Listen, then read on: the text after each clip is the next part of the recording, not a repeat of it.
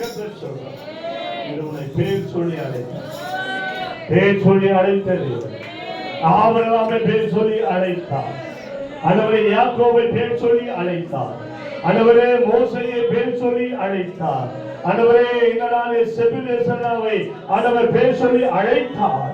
இந்த நாளில் சாமுவேலை பேர் சொல்லி அழைத்தார். சகேவை பேர் சொல்லி அழைத்த கர்த்தர் இந்த உன்னையும் என்னையும் பேர் சொல்லி அழைத்தார். இயேசு நம்முடைய கூடாரத்தில் தங்குகிறார்.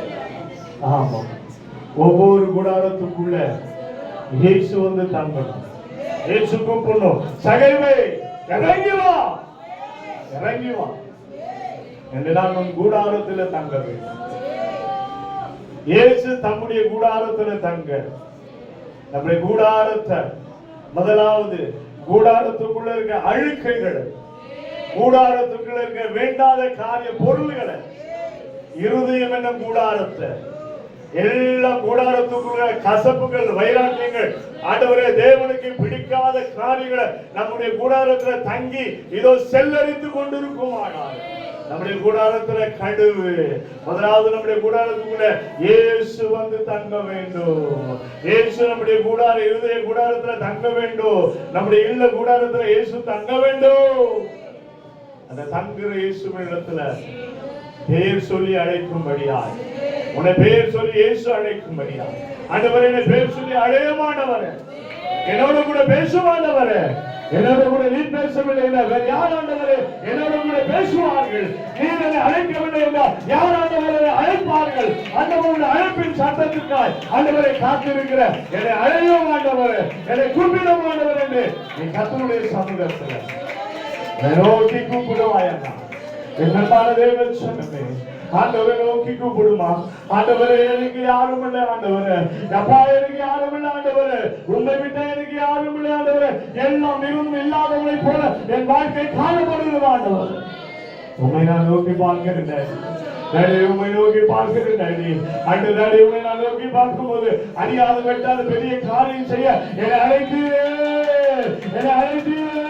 பாவத்தில் அக்கிரமத்திலும் அநியாயத்தில் வாழ்ந்து கொண்டிருந்த எங்களை வெவ்வேறாக ஒன்று சேர்த்து ஒரே குடும்பமாய் என்னை அழைத்தீரே. உன்னதமான தேவனே உமக்கு நன்றியாக, உமக்கு நன்றி. உன்னை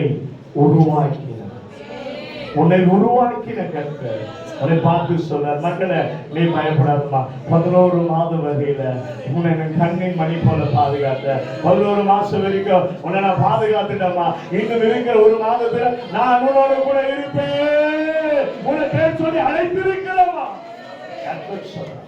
பேர் சொல்லி அழைத்திருக்கிறது நம் நடுவில் வாசம் செய்ய.